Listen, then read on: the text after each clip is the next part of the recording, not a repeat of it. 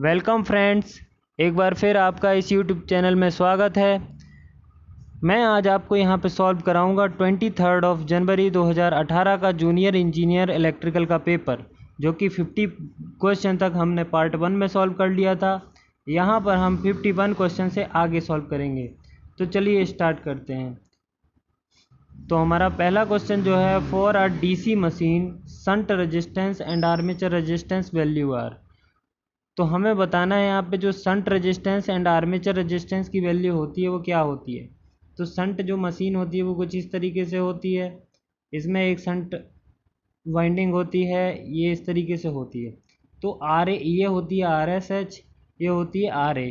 तो जो R A की वैल्यू आपने सॉल्व करते हुए न्यूमेरिकल जब सॉल्व किए होंगे तो आपने देखी होगी काफ़ी कम होती है, मतलब 0.02 या 0.2 या 0.5 इस तरीके की कुछ होती है। लेकिन जो आर एस एच की वैल्यू होती है वो होती है 500, 200। तो कहने का मतलब ये है कि जो हमारा आर एस एच होता है, समझ में आया, आर एस एच होता है वो होता है हाई, एंड जो आर ए होता है वो होता है हमारा कम। ठीक है, तो हमारा जो आंसर हो जाएगा वो हो जाएगा हाई एंड लो। तो हमारा जो आंसर है सेकेंड वाला ऑप्शन करेक्ट। चलिए नेक्स्ट क्वेश्चन करते हैं।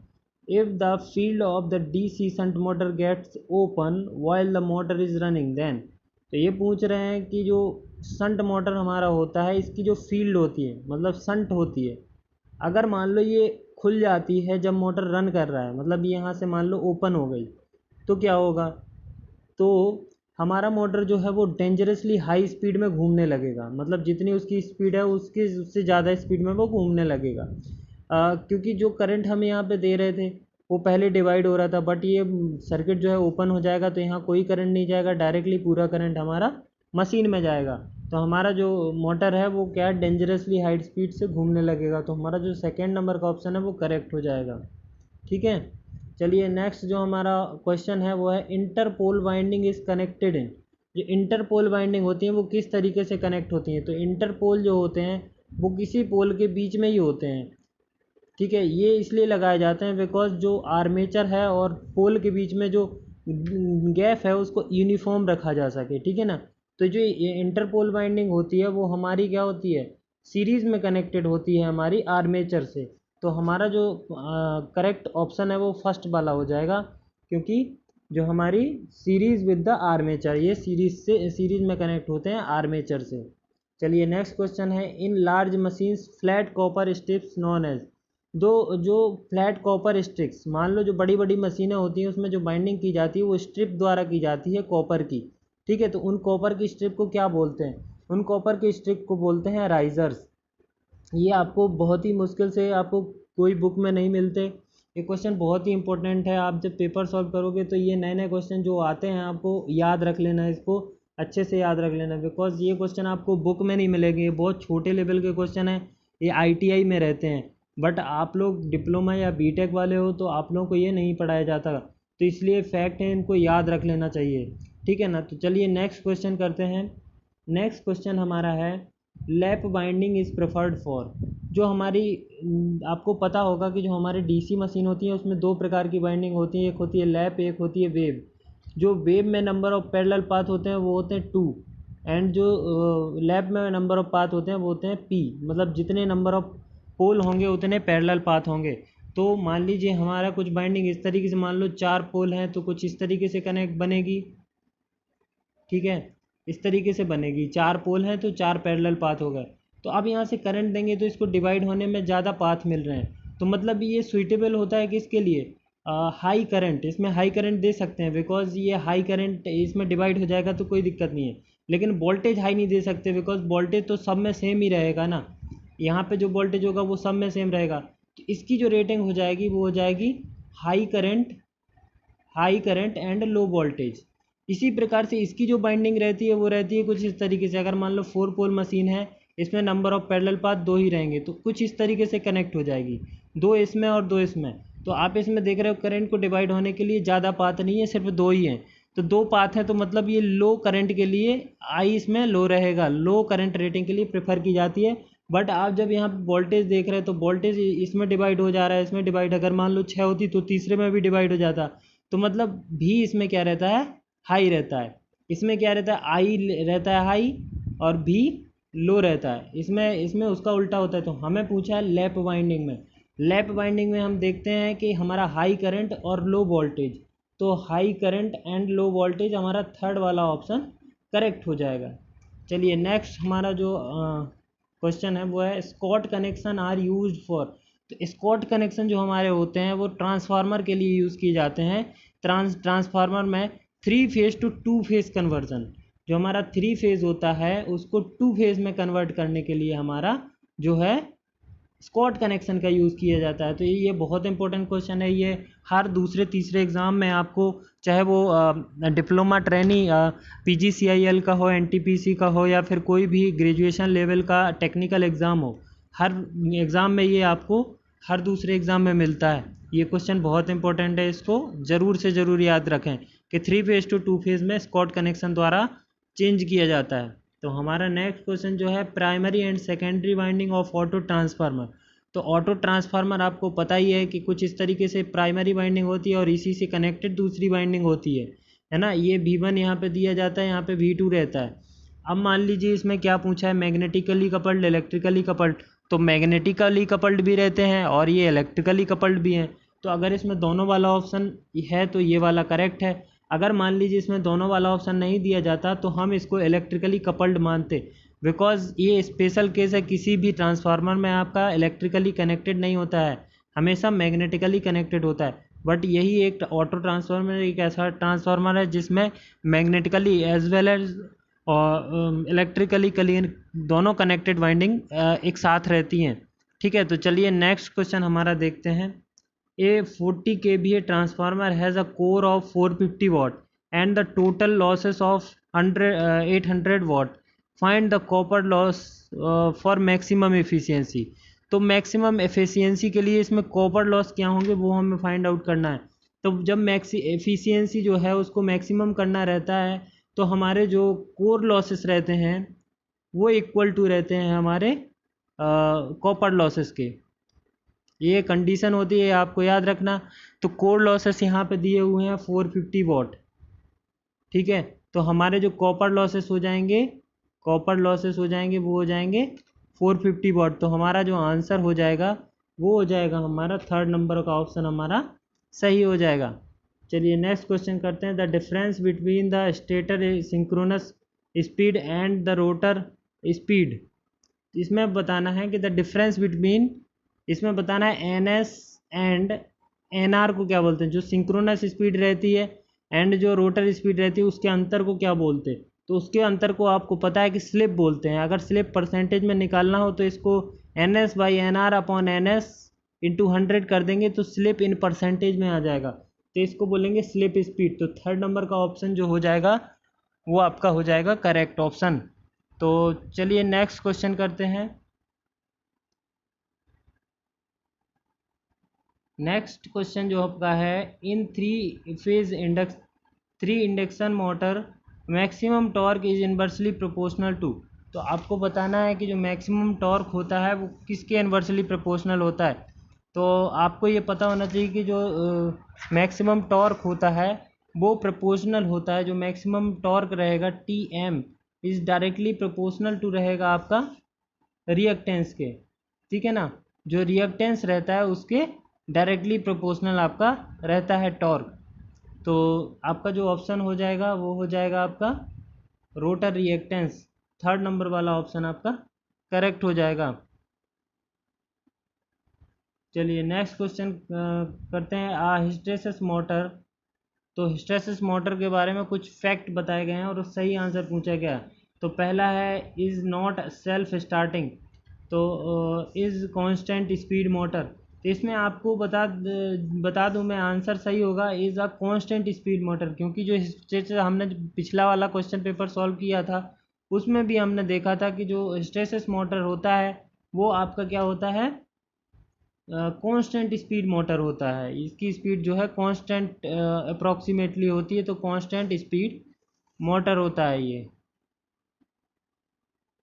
ठीक है, चलिए तो हमारा जो आंसर हो जाएगा वो हो जाएगा सेकंड नंबर वाला ऑप्शन तो चलिए नेक्स्ट क्वेश्चन करते हैं। In hysteresis motor the rotor must have, तो इसमें बताना है रोटर मस्ट हैव रिटेंटिविटी, है ना। तो जो हमारा सही आंसर हो जाएगा वो हो जाएगा फर्स्ट नंबर का ऑप्शन, रिटेंटिविटी। तो in hysteresis motor the rotor must have retentivity, मतलब प्रतिधारणशीलता होना जरूरी है, इसमें रिटेंटिविटी होना बहुत ज़रूरी है हिस्टैरिसीस मोटर के रोटर में, है ना। तो ऑप्शन आपका आंसर फर्स्ट वाला करेक्ट हो जाएगा। चलिए नेक्स्ट क्वेश्चन करते हैं। In a split phase motor, तो इसमें देखो सिंगल फेस क्वेश्चन से, सिंगल फेस मोटर से काफ़ी हद तक क्वेश्चन आए हुए हैं। तो इसमें पूछा गया split face split phase motor, तो स्प्लिट फेस मोटर के बारे में आपको जानकारी पता होनी चाहिए। तो इसका जो आंसर हो जाएगा the starting winding is connected दो द सेंट्रीफ्यूगल स्विच। तो जो स्टार्टिंग वाइंडिंग होती है, अब मान लीजिए ये मोटर है, ठीक है, ये जो स्टार्टिंग जो वाइंडिंग होती है वो एक स्विच जिसको सेंट्रीफ्यूगल स्विच होते हैं उसको उससे कनेक्ट होती है, ठीक है ना। कनेक्टेड दो सेंट्रीफ्यूगल स्विच बिकॉज ऑफ, जब अगर मान लो कि मोटर स्टार्ट करना है तो ये कनेक्ट रहेगा, लेकिन जब इसको खोल देंगे बिकॉज हमें जो स्टार्टिंग बाइंडिंग होती है उसको रनिंग में नहीं रखते हैं, उसको अलग कर देते हैं जैसे ही मोटर स्टार्ट होता है। तो जैसे ही सेंट्रीफ्यूगल स्विच को खोलेंगे ये बाइंडिंग इससे अलग हो जाएगी और ये सर्किट अलग हो जाएगा।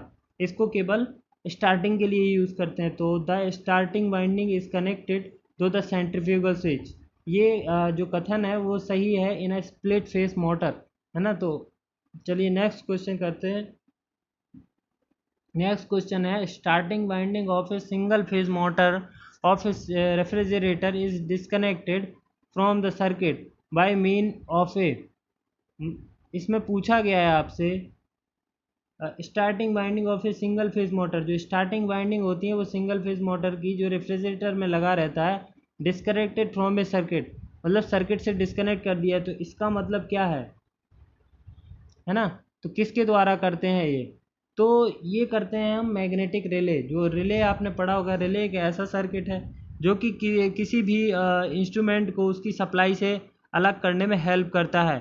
ये जो रिले होता है ये सिग्नल देता है सर्किट ब्रेकर को, एंड सर्किट ब्रेकर सर्किट को ब्रेक कर देता है। बेसिकली जो रिले होता है उसको एक सेंसिंग डिवाइस के रूप में भी जाना जाता है, बिकॉज ये सेंस करता है कि कहीं भी सर्किट में फॉल्ट हुआ है, एंड देन ये सिग्नल भेजता है सर्किट ब्रेकर को, एंड सर्किट ब्रेकर की सर्किट को ब्रेक कर देता है, ठीक है। तो इसका जो आंसर हो जाएगा वो हो जाएगा मैग्नेटिक रिले, मतलब जो आपका फर्स्ट नंबर वाला ऑप्शन है वो हो जाएगा आपका करेक्ट ऑप्शन।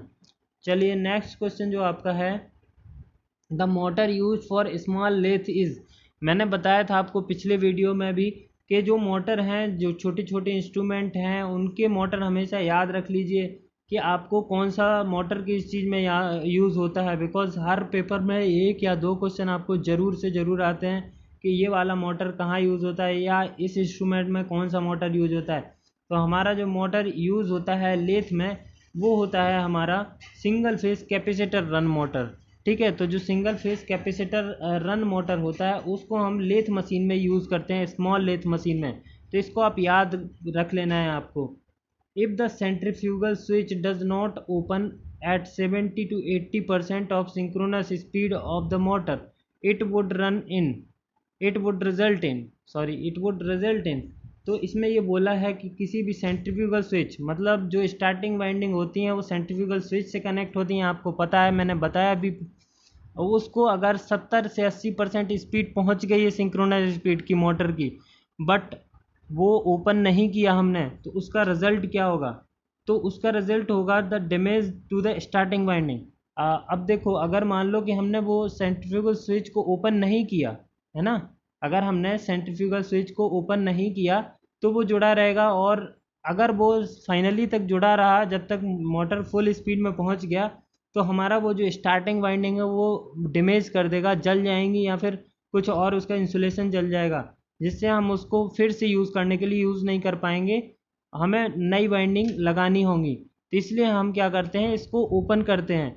तो हमें 70-80% स्पीड जाने के पहले ही इसको ओपन कर देना चाहिए, वरना जो पूछा गया है damage the starting binding, first वाला ऑप्शन आपका करेक्ट हो जाएगा।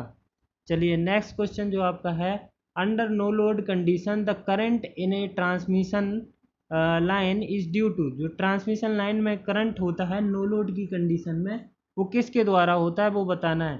तो जो हमारा कैपेसिटेंस होता है, जो लाइन का कैपेसिटेंस होता है, जो लाइन का कैपेसिटेंस होता है उसके कारण हमारे में जो ट्रांसमिशन लाइन होती है उसमें जो कैपेसिटेंस होता है उसके कारण होता है हमारा करंट। जब ट्रांसमिशन लाइन में नो लोड होती है, उसमें कोई लोड कनेक्ट नहीं होता, तो उसमें जो करंट होता है वो होता है आपका कैपेसिटर के कारण। ठीक है ना, तो आपका जो आंसर हो जाएगा वो हो जाएगा सेकेंड नंबर वाला ऑप्शन। चलिए जो हमारा नेक्स्ट क्वेश्चन है वो है हमारा, if the fixed amount of power is to be transmitted over a certain length with fixed power losses, then जब हम कोई लिमिटेड पावर को एक जगह से दूसरी जगह ट्रांसमिट करते हैं विथ सर्टेन, मतलब एक फिक्स लॉस के साथ, तो क्या होता है। तो हमारा सही आंसर जो है वो हो जाएगा, the weight of the conductor required will be inversely proportional to the square of the voltage and that the power factor of the load. तो हमारा जो है ये वाला ऑप्शन हो जाएगा, करेक्ट हो जाएगा। ठीक है, तो चलिए चलते हैं नेक्स्ट क्वेश्चन पे। नेक्स्ट क्वेश्चन हमारा है, which of the following is a static exciter. तो स्टैटिक एक्साइटर के रूप में किसे जाना जाता है। तो हमारा जो स्टैटिक एक्साइटर का मतलब है कि जो मूव नहीं करता है, जो स्टैटिक रहता है, तो जो हमारा है वो है रेक्टिफायर। रेक्टिफायर आपको पता होगा कि रेक्टिफायर आपका AC टू DC, AC को पल्सेटिंग DC में कन्वर्ट करता है, पल्सेटिंग DC, है ना। और फिर प्योर DC में कन्वर्ट करने के लिए आपको फ़िल्टर लगाना पड़ता है। कुछ इस तरीके से वेव फॉर्म आती हैं, हाफ वेव और फुल वेव, दो तरीके का होता है। तो हमारा जो फोर्थ नंबर का ऑप्शन हो जाएगा वो हो जाएगा करेक्ट। ठीक है, तो चलिए नेक्स्ट क्वेश्चन हमारा होगा। नेक्स्ट क्वेश्चन है हमारा, in cable the thickness of the layer of insulation on the conductor depend upon. तो जो हमारी केबल होती है उसमें जो उसकी जो इंसुलेशन जो ऊपर लगा रहता है उसकी मोटाई किसके ऊपर डिपेंड करती है। तो उसकी मोटाई करती है वोल्टेज के ऊपर डिपेंड। जितना अधिक वोल्टेज होगा उतना अधिक इंसुलेशन हमको चाहिए रहेगा। तो हमारा जो आंसर हो जाएगा वो सेकंड नंबर का ऑप्शन हमारा करेक्ट हो जाएगा। मतलब जो इंसुलेशन होता है हमारा, insulation is inversely proportional to किसके हो जाएगा, वोल्टेज के। ठीक है ना, तो next question, in transmission line generally used wire. तो जो हम ट्रांसमिशन लाइन में जनरली यूज़ करते हैं वायर, आपने सुना होगा ASCR वायर का यूज़ करते हैं, है ना। ASCR वायर का हम लोग यूज़ करते हैं नॉर्मली। जो इस तरीके से कुछ रहता है, आपने देखा होगा आपकी जो ट्रांसमिशन लाइन पहले होती थी, अब तो शायद इंसुलेशन वाली होने लगी, कुछ इस तरीके से होता था वो, उसको ASCR कंडक्टर बोलते हैं। ठीक है, तो चलिए नेक्स्ट क्वेश्चन जो हमारा है, which one of the following material is used to fix the screw on the concrete wall and ceiling. ठीक है, which one of the material is use to fix the screw. Screw fix करने के लिए हम कौन सा material use करते हैं, है ना। तो हमारा जो इसका आंसर है वो है रोल प्लग। तो ये बहुत ही रेयर क्वेश्चन है, बहुत ही मतलब इनको कह सकते हैं कि अगर नहीं आते हैं तो छोड़ने वाले क्वेश्चन है। अगर आप इसको पढ़ के जाते हो, आपको एग्जैक्ट पता है, तो ये आपको लगाना चाहिए, वरना आपको इसमें रिस्क नहीं लेना चाहिए। बिकॉज ये ऐसे क्वेश्चन हैं जो ITI लेवल के हैं। ठीक है, और ITI लेवल के क्वेश्चन हैं तो बहुत ही बेसिक रहता है, बहुत ही बेसिक। कभी कभी पूछ लेते हैं कि जो होल्डर होते हैं उनको, वो भी उसके भी टाइप होते हैं, तो ऐसे कई क्वेश्चन आते हैं, तो इनको नेग्लेक्ट करना चाहिए। ठीक है, तो नेक्स्ट क्वेश्चन है, which type of insulation covering the conductor use for low voltage. तो which type of insulation covering, तो कौन से टाइप का इंसुलेशन हमें लगाना चाहिए conductor use for low voltage, जो लो वोल्टेज के लिए यूज़ किया जा रहा हो, तो उसके लिए हमें जो इंसुलेशन लगाना चाहिए वो कॉटन एंड सिल्क इंसुलेशन। एक कॉटन एंड सिल्क इंसुलेशन होता है जिस जो कि जो लो वोल्टेज होता है, लो वोल्टेज जो लाइन होता है उसके लिए यूज़ करते हैं। तो इसका जो करेक्ट आंसर है हमारा फोर्थ नंबर का ऑप्शन करेक्ट हो जाएगा, है ना। तो फोर्थ नंबर का ऑप्शन करेक्ट हो जाएगा। चलिए नेक्स्ट क्वेश्चन करते हैं। इसमें पूछा गया है, चीपेस्ट सिस्टम ऑफ वायरिंग। जो वायरिंग होती है हमारी, उसके कई टाइप होते हैं, तो उसमें जो सबसे चीपेस्ट होता है वो कौन सा होता है हमारा, वो होता है हमारा क्लेट वायरिंग। और मैंने पिछले पेपर में बताया था कि जो क्लेट वायरिंग होता है वो टेम्परेरी यूज़ के लिए भी होता है। तो जो टेम्परेरी यूज़ के लिए हम बाइंडिंग यूज़ करते हैं वो होता है हमारा क्लेट वायरिंग, ठीक है। और जो सबसे सस्ता होता है, जो सबसे इकोनॉमिकल होता है, वो होता है हमारा, वो भी होता है हमारा क्लेट वायरिंग, ठीक है। तो ये आपको दोनों याद रखने हैं। ये वाला आया था आपका पिछले पेपर में 22 जनवरी के पेपर में, एंड ये आपका 23 जनवरी के पेपर में आया। तो आपको याद रखना है कि ये इकोनॉमिकल भी होता है और टेम्परेरी के लिए भी होता है, ठीक है। चलिए नेक्स्ट क्वेश्चन करते हैं। विच type of wiring is having very long life. तो लॉन्ग लाइफ, बहुत ज़्यादा टाइम के लिए हम जब लगाते हैं तो ऐसी कौन सी वायरिंग सिस्टम है जो कि लॉन्ग लाइफ होती है। तो वो वायरिंग सिस्टम है कंड्यूट वायरिंग। कंड्यूट वायरिंग जो है लॉन्ग लाइफ के लिए लगाई जाती है। मतलब अगर आपको 10 साल या 20 साल के लिए इसको यूज़ करना है, 5 साल के लिए यूज़ करना है, मतलब ऐसा नहीं है कि आप इसको 2 दिन 3 दिन या 6 महीने के लिए लगाओगे। आप इसको लॉन्ग ड्यूरेशन, मतलब 2 year, 3 year, 4 year, 10 year, 20 year, तब आप इसको कंड्यूट वायरिंग का यूज़ करोगे। बिकॉज ये ज़्यादा टाइम के लिए होती है तो ये महंगी भी होती है ना। जब आप ज़्यादा टाइम के लिए लगाते हो तो आपको सेफ्टी प्रिकॉशंस ज़्यादा रखने होते हैं, इसलिए ये थोड़ी सी महंगी होती है। तो आपको महंगी में आएगी तो भी आपको कंड्यूट वायरिंग ही लगानी है, ठीक है। तो चलिए नेक्स्ट क्वेश्चन जो है हमारा बुकोल्स रिले से रिलेटेड है। मैं बता दूं आपका, बुकोल्स रिले का क्वेश्चन हर एसएससी के पेपर में आएगा। मतलब जितने भी, जैसे 2019 में आप पेपर जो होगा उसमें भी आपका इसको किसी न किसी सेट में आपको ये क्वेश्चन ज़रूर मिलेगा। बिकॉज ऑफ ये इतना इंपॉर्टेंट क्वेश्चन है कि आपको हर एग्ज़ाम में ये मिलेगा। तो Buchholz relay is operated by, तो ये ऑपरेटेड किस चीज़ से होती है, तो गैस प्रेशर।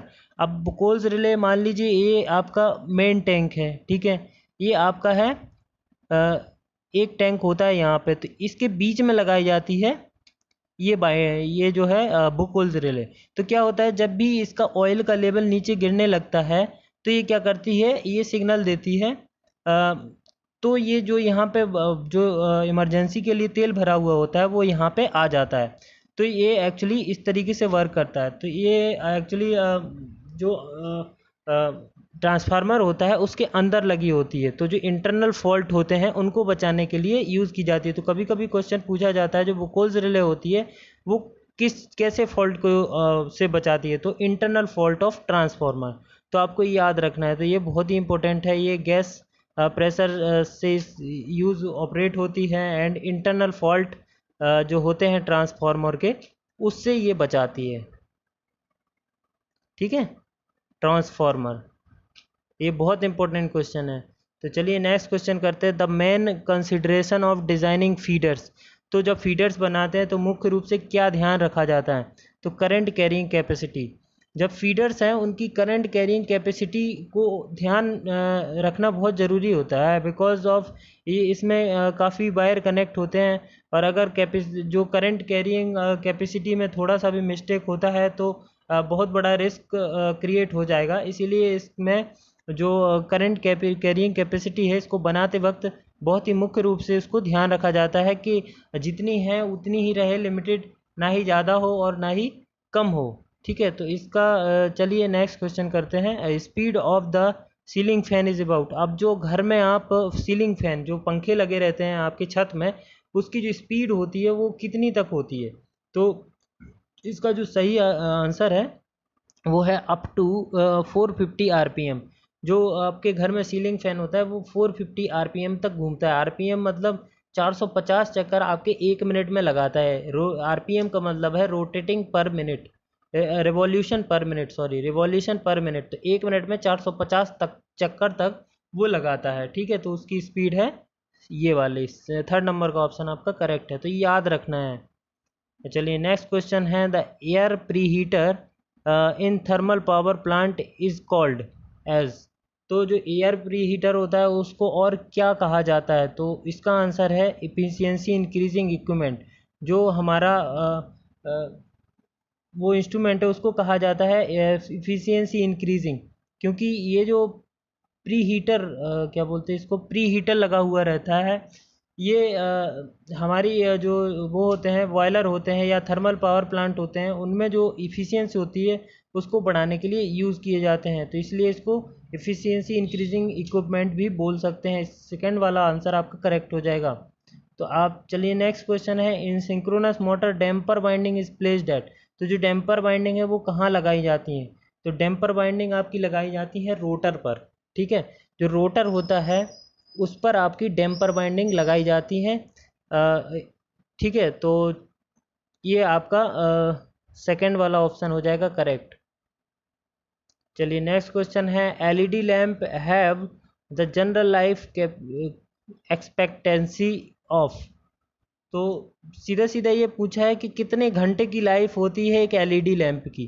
तो आपने देखा होगा एलईडी लैम्प अक्सर आपको 1 साल की वारंटी देते हैं। तो 1 साल की वारंटी मतलब 1 साल में कितने घंटे होते हैं? 365 भी माने और 24 का भी गुणा करें तो कितना हो जाएगा? काफ़ी ज़्यादा हो जाएगा, 9,000 या 10, जितना भी हो ज़्यादा हो जाएगा काफ़ी। तो मतलब ये लॉन्ग लाइफ होता है, बहुत ज़्यादा चलता है। तो हम कह सकते हैं इसमें सबसे ज़्यादा जो होगा, सबसे ज़्यादा जो आवर्स होगा उसको हम लोग टिक करेंगे। तो जो हमारा सबसे ज़्यादा है वो 50,000 है। तो 50,000 आवर को हम लोग टिक करेंगे। इसको लॉजिक से सॉल्व किया जा सकता है। जो एलईडी बल्ब होते हैं उनको जो कंपनियां वारंटी देती हैं वो देती हैं 1 ईयर की। ठीक है, 1 ईयर में काफ़ी ज़्यादा आवर्स होते हैं, तो हम उसी हिसाब से उसका आंसर लगाएंगे। ठीक है, तो चलिए नेक्स्ट क्वेश्चन है, cutting plier used for the electrical work must have. तो जो प्लायर, जो आप घर में प्लास यूज़ करते हो, जिसको प्लास प्लास बोलते हैं, उसको इंग्लिश में प्लायर बोलते हैं। तो जो प्लायर होता है उसको जब हम इलेक्ट्रिकल वर्क के लिए यूज़ करते हैं तो उसमें क्या बहुत ही ज़रूरी तरीके से होना चाहिए? तो इंसुलेशन बहुत ज़रूरी है, बिकॉज अगर इंसुलेशन नहीं होगा तो आपको बिजली का झटका लग सकता है। तो इसलिए उसमें इंसुलेशन होना बहुत ही ज़रूरी है। तो जो आपका आंसर हो जाएगा वो हो जाएगा सेकंड वाला ऑप्शन।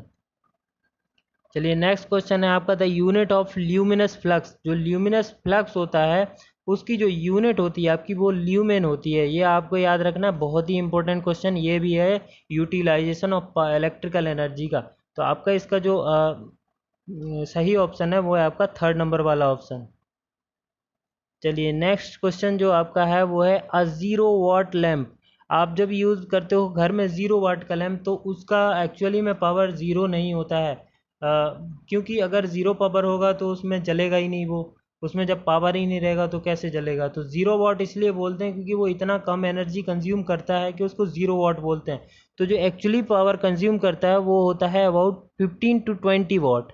15 to 20 वाट तक पावर वो यूज़ करता है। बहुत, ये एक्चुअली उस ज़माने में बहुत कम होता था, बिकॉज आज के ज़माने में 5 से 10 वाट की एलईडी भी काफ़ी तेज़ जलती है ना। तो इसलिए ये लैंप जो होता है 15 to 20 वाट तक पावर कंज्यूम करता है। चलिए नेक्स्ट क्वेश्चन करते हैं, a DC generator used for AC welding should have. जो डीसी जनरेटर होता है वो एसी वेल्डिंग में यूज़ करते हैं तो वो उसमें क्या होना चाहिए? तो इसका जो आंसर है वो है ड्रॉपिंग कैरेक्टरिस्टिक। उसमें ड्रॉपिंग कैरेक्टरिस्टिक होना बहुत ही ज़रूरी है।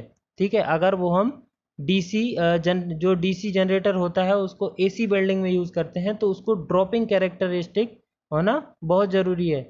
तो इसका आंसर हो जाएगा सेकंड वाला ऑप्शन आपका करेक्ट हो जाएगा।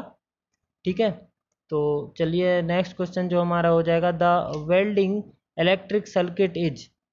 द वेल्डिंग इलेक्ट्रिक सर्किट, तो वेल्डिंग इलेक्ट्रिक सर्किट होता है उसमें ऑलवेज अर्थ, उसको ऑलवेज अर्थ से कनेक्ट करके रखना ज़रूरी होता है। जो वेल्डिंग सर्किट होता है उसमें अर्थ इलेक्ट्रोड के द्वारा उसको अर्थ से कनेक्टेड होना बहुत ज़रूरी है, बिकॉज अगर अर्थ से कनेक्ट नहीं होगा तो जो लाइट है वो अर्थ में नहीं जाएगी और हमें बिजली का झटका लग सकता है। ठीक है ना, तो इसमें अर्थ से कनेक्ट होना बहुत ज़रूरी है। तो इसका फर्स्ट वाला जो ऑप्शन है वो करेक्ट हो जाएगा। तो चलिए नेक्स्ट क्वेश्चन है हमारा, the direct resistance heating is used. जो डायरेक्ट रेजिस्टेंस हीटिंग होती है वो किस चीज़ के लिए इस्तेमाल की जाती है? तो इसमें जो आपके ऑप्शन दिए हुए हैं वो इलेक्ट्रोड बॉयलर के लिए, सॉल्ट बॉथ फर्नेस के लिए एंड रेजिस्टेंस वेल्डिंग के लिए। तो हमको पता है कि ये तीनों ही ऑप्शन करेक्ट हैं। तो इसमें जो आपका फोर्थ नंबर वाला ऑप्शन दिया है वो आपका सही हो जाएगा, बिकॉज इसमें दिए हुए तीनों ही इसके यूज़ करेक्ट दिए हुए हैं, तो इसलिए आपका 4th नंबर वाला ऑप्शन करेक्ट होगा। चलिए नेक्स्ट क्वेश्चन है, the main drawback of resistance welding is. तो जो मेन ड्रॉबैक होता है रेजिस्टेंस वेल्डिंग में वो हमें बताना है। तो हम सारे ऑप्शन को ध्यान से पढ़ेंगे। इसके लिए आपको, इस क्वेश्चन को करने के लिए आपको इसके बारे में पूरी जानकारी होना चाहिए, रेजिस्टेंस वेल्डिंग के बारे में। तो हमारा इसका जो सही आंसर है वो है high initial as well as maintenance cost. जो हमारा रेजिस्टेंस वेल्डिंग होता है उसमें जो initial cost as well as जो रनिंग कॉस्ट होती है वो बहुत ज़्यादा हाई रहती है ना। तो इसका जो फर्स्ट वाला ऑप्शन है वो हमारा क्या हो जाएगा, करेक्ट हो जाएगा, करेक्ट ऑप्शन हो जाएगा। चलिए जो हमारा नेक्स्ट क्वेश्चन है उसमें हम लोग देखेंगे, the process of adding impurities in semiconductor is known as. जो इम्प्योरिटी मिलाते हैं सेमीकंडक्टर में उस प्रोसेस को क्या बोलते हैं वो हमें बताना है। तो आपको पता है उसको प्लगिंग, इसमें पुलिंग, ये कुछ भी नहीं बोलते, उसको बोलते हैं डोपिंग। डोपिंग करके आप जब अपने बुक में देखोगे, टेक्स्ट बुक में देखोगे, तो कुछ इस तरीके से कुछ करके डोपिंग टाइप का एक निशान बना रहता है जिससे आपको आसानी से याद हो जाएगा। इसको डोपिंग जो प्रोसेस होती है इम्प्योरिटी मिक्स करने की उसको बोलते हैं डोपिंग। ठीक है ना। तो इसका जो करेक्ट आंसर हो जाएगा वो हो जाएगा 4th नंबर वाला ऑप्शन। ठीक है। तो चलिए नेक्स्ट क्वेश्चन करते हैं, in a PN junction the potential barrier is due to charge on the side of the junction, these charge are. तो उस चार्ज का नाम हमें बताना है। उस चार्ज का नाम है fixed donor and acceptor ion. तो इसका जो आंसर हो जाएगा वो हो जाएगा आपका 4th नंबर वाला option, fixed donor and acceptor ions. तो नेक्स्ट क्वेश्चन है द रिपल फैक्टर।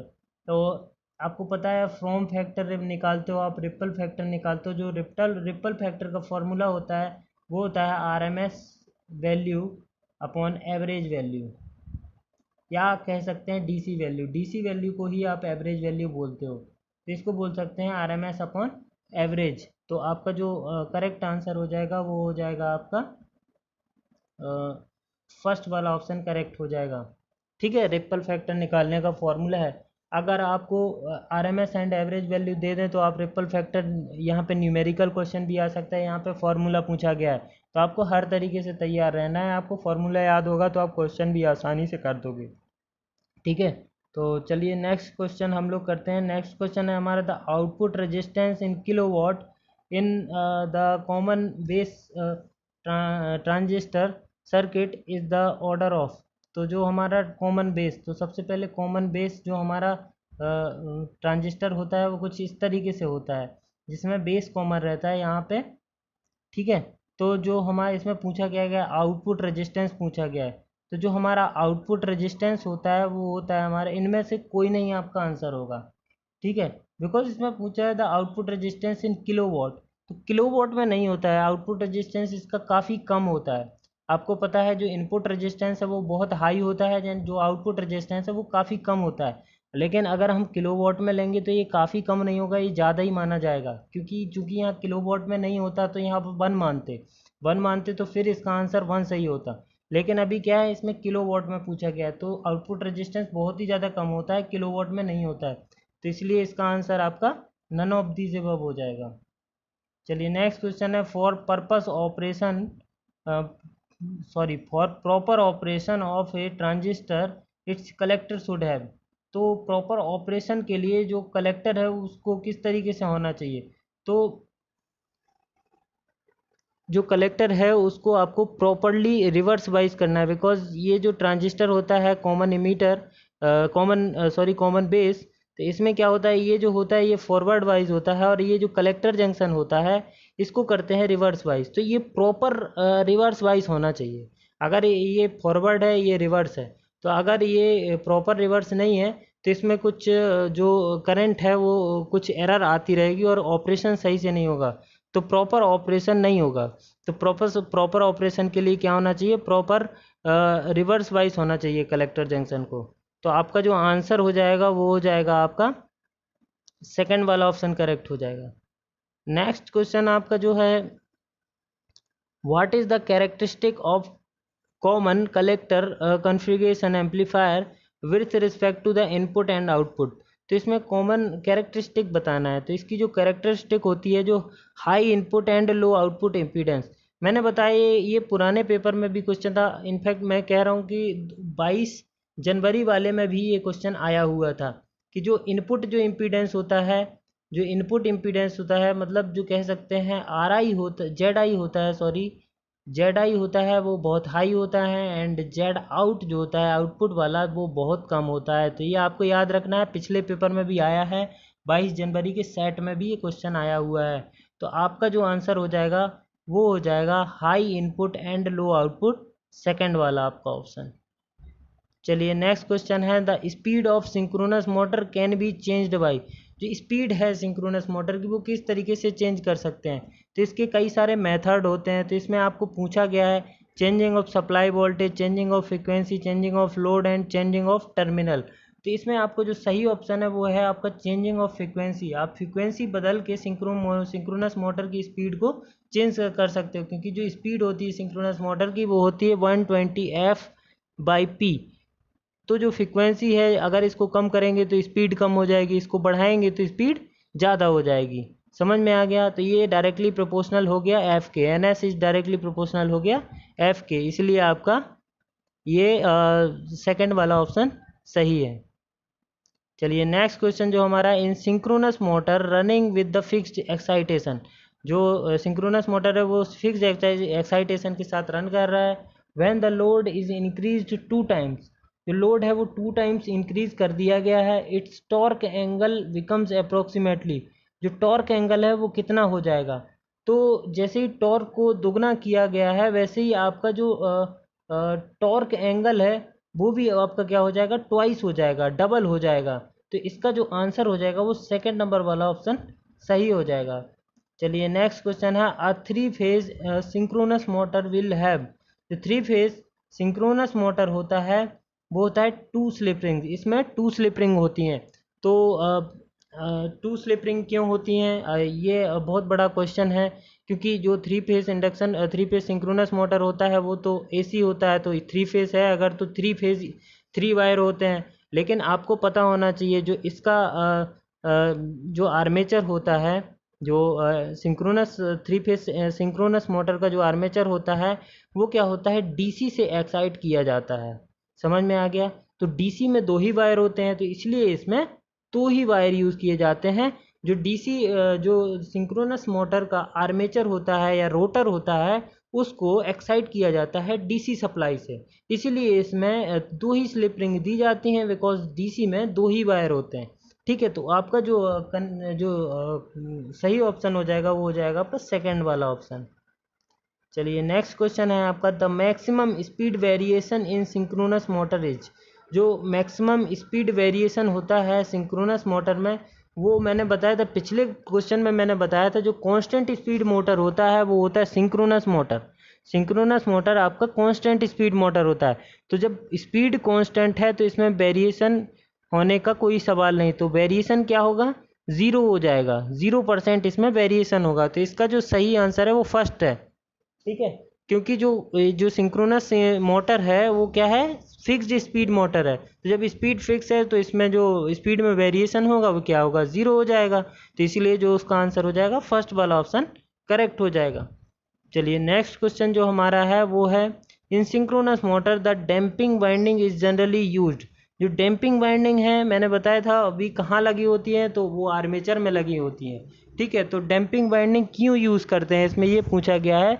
तो डैम्पिंग वाइंडिंग है जो prevent hunting and provide the starting torque. इसमें क्या है, हंटिंग एक प्रकार का इफेक्ट होता है जो कि मशीन के लिए सही नहीं रहता है, मशीन के लिए जो है लॉसेस उत्पन्न करता है। तो इसको दूर करने के लिए, इसको रोकने के लिए हम जो डैम्पिंग बाइंडिंग है वो यूज़ करते हैं। एंड जो मशीन में स्टार्टिंग टॉर्क, आपको पता है कि जो मशीन है वो सेल्फ एक्साइटेड नहीं होती है, तो इसको मशीन को स्टार्ट करने के लिए हम क्या करते हैं, इसमें डैम्पर बाइंडिंग का यूज़ करते हैं, और हंटिंग को रोकने के लिए भी डैम्पिंग बाइंडिंग का यूज़ करते हैं। तो इसका जो आंसर हो जाएगा वो हो जाएगा सेकंड नंबर वाला ऑप्शन इसका करेक्ट हो जाएगा।